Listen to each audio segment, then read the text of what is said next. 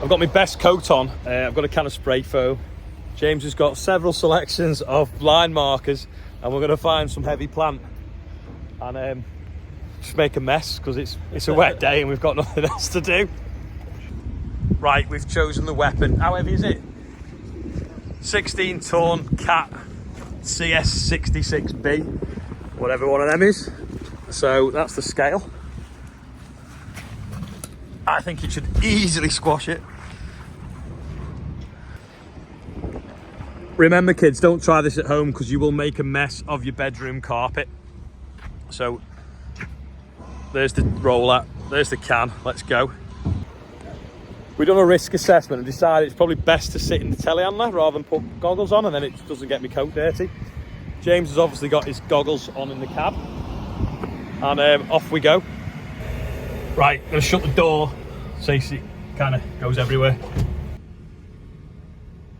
So here we go, can of spray foam, 16 ton road roller. Whoa! That was pretty cool. Let's get out the door, see what's going on.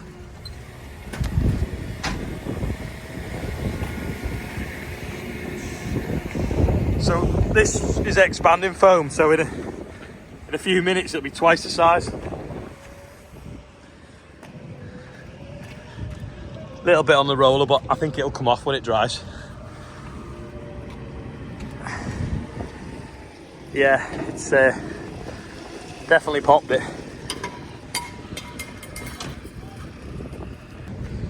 So next time it's New Year, hire yourself a 16 ton roller, get yourself a can of spray foam, and you get a louder bang than a party popper.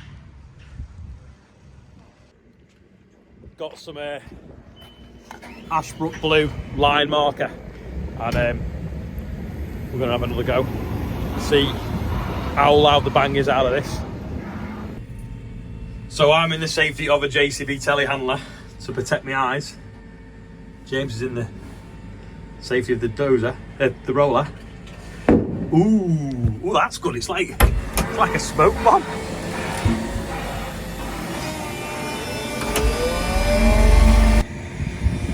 A little bit of blue on the roller. I think I actually enjoyed that better than the line marker we did. Anyway, it's water-based paint, so it'll sweep up once it's dried. Let's have a proper look inside this.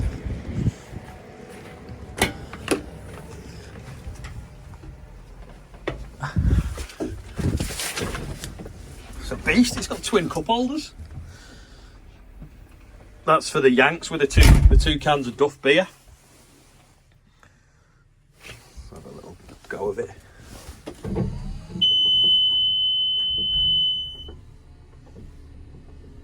This one's obviously got a windscreen wiper for them times when you run over spray markers. Right, I presume that's the handbrake. Oh no, that's the emergency stop. Let's start again.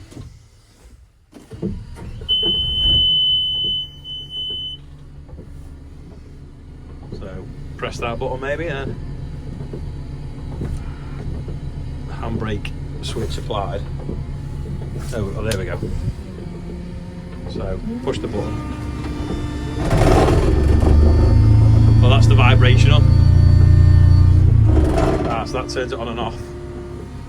And that's forwards and backwards. Ooh, it's fast. It's a beast, isn't it? We don't want to run over that, do we? Let that go off.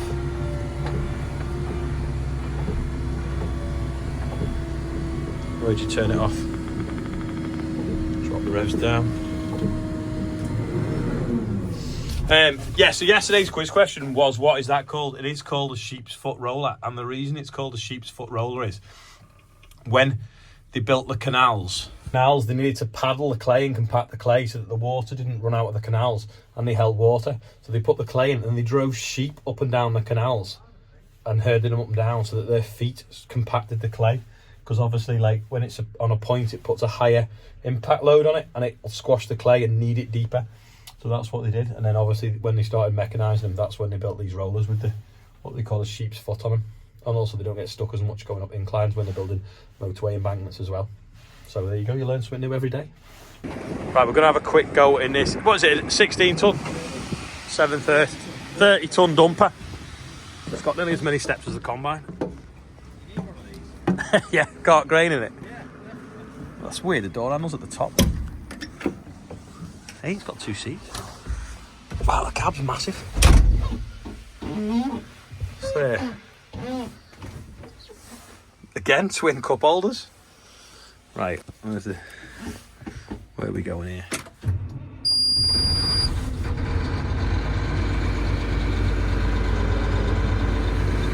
So we're running, we're in park, obviously automatic. Does it have a handbrake?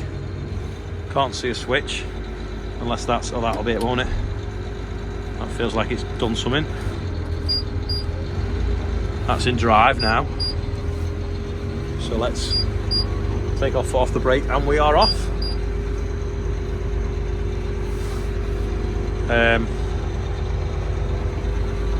Visibility is quite bad behind, I'm not going to lie, compared to a tractor.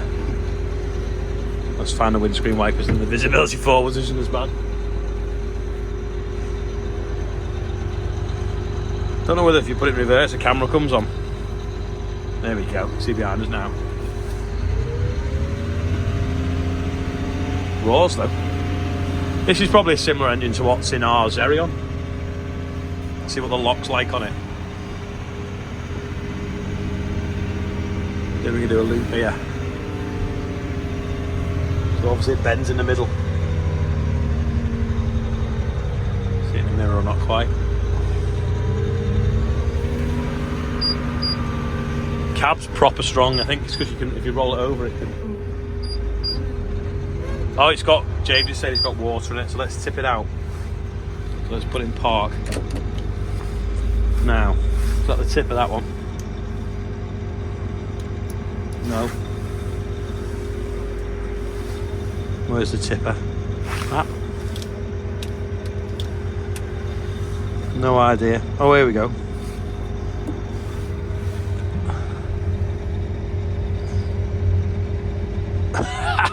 Some water in that. It's just flooded the yard. Oop. I thought that was the handbrake before, didn't I? It's a beast. I think he's got it on video as well, which is good. There's a spray foam that met its fate before. Right, boxes down. Off we go forwards again. No, it won't because I've got the handbrake on. There we go. And we're off again. Anyway, yeah, it's got a good lock on it. So we're going to loop it round, avoid that spray foam on the floor and back it where we come from. It's a bit bizarre to back up. Got the camera there. Got a lot of mirrors. But I feel like I should leave it to someone else in it. James is guiding me now.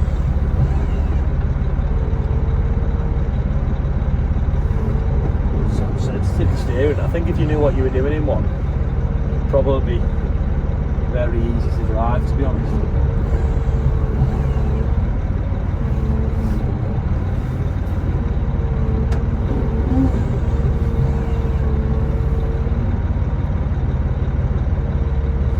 There we go.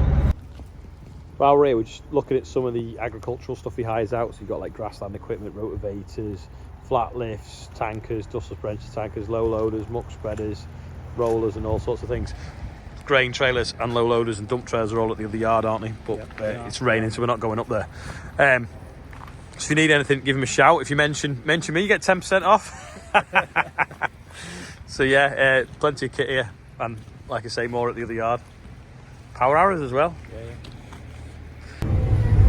Just on our cap now, back from Ashbrooks, getting a little bit of greenery together because Kelsall Hill Equestrian Place wants some for the jumps. So we're just going to pull a bit of this evergreen stuff out of the pile. It's a bit, they're making jumps a bit like they have at the Grand National.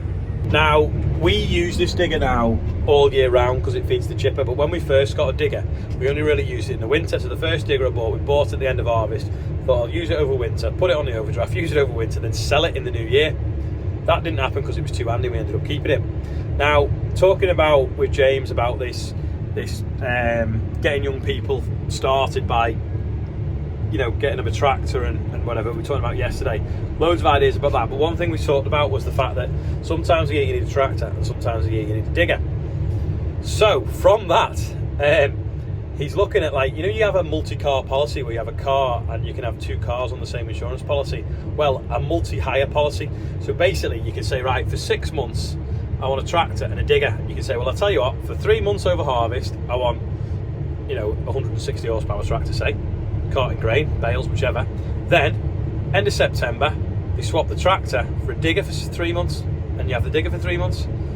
But you get the discount of a 6 months hire across both machines, or you get a bigger discount if you have them for 12 months. So you pick, like, tractor for 6 months, digger for 6 months, or tractor for 8 months, digger for 4 months, and you kind of split it up, because that way then if the wagon goes to pick one machine up, it comes back with the other one, so you save a bit of haulage there.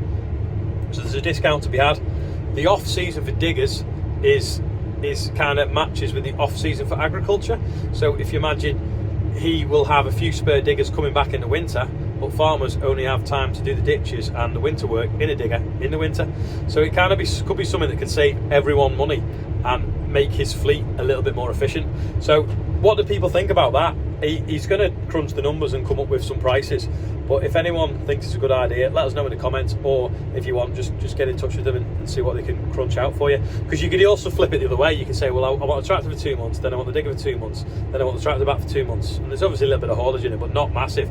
But instead of going buying a tractor that you're only going to use for a few months of the year, or a digger that you're only going to be used for 3 months of the year, you could keep your money in your pocket and just hire something that's flexible that you can just flip whenever you wanted. So you might find that you need a tractor and then you need a digger, and then you actually, oh no, I don't need that now, I'll go back to a 3CX or another digger or a cherry picker, and you can have multiple machines on on a rolling contract 12-month period. I hope that makes sense. It did with us when we were trying to scratch our heads in the office, but let me know what you think. Got the trailer on, and you may recognise Stephen from the Real Country File. If you can see him, birthday treat. He's a day out on the fast track. We're just going to run this up now to Kelsall Hill, and we'll have a little bit of a look at what's going on up there. It's a massive equestrian centre. We're here, we only lost a few branches on the way. Let's go and see where we're putting it. That's the cafe up there as well, is it? Yeah. This is the indoor arena, and I've just counted the bays. I think it's 240 foot long. Makes that telehandler look small. Huge. Be all right. So we can't fit through that gap. So I'm gonna have to drop my trailer here, hitch that, move that over, and then put it back on and go back through.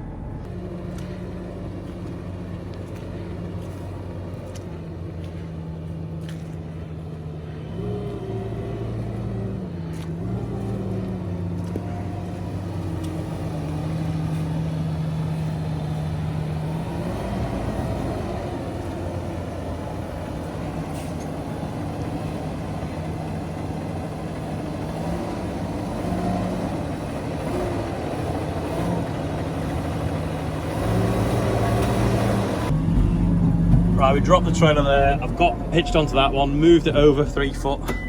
So hopefully we'll fit through now. I'm gonna hitch back onto my trailer.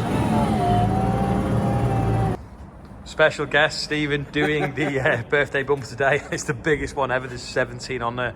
I'll show you a little bit of behind the scenes of how we did it. Off you go, Stephen. Okay, it is a massive, I can't believe we haven't got Ian doing this one. Tom Murphy, 1 day, happy birthday. Sally Ruman, we think. Stephen Atwell, he's 60. Warren Thorne, Dewey Lane, 34, happy birthday. James Duncan, Marion Wallace is 14. John Bates.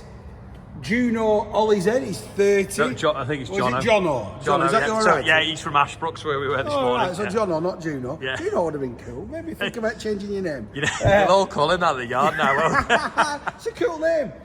Keith Cambridge, Tom Dodsworth is 35. John Stevenson is 58. Austin Townsend is 11. Kaylee Bowers, 22. Wonder if the mum and dad like Marillion. Dara O'Manaher is 3. Sorry if I've got that wrong. Thomas Crofton Slay is 19. And Robin Owen, the big 6-0. And the value on the totaliser is £32,078. Well done, Ollie, mate. And well done. Happy birthday. Your name's not on the bumper. Happy birthday anyway. Thanks for doing that. The crew of the Air Ambulance are coming on Sunday as well, and I think they're bringing paramedic pup. I nearly said pandemic pup, the paramedic pup.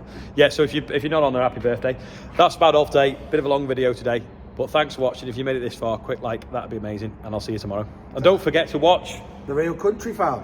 Last week's, next week's, tomorrow's, whenever's. Loads of good stuff on there. Yeah. See you later.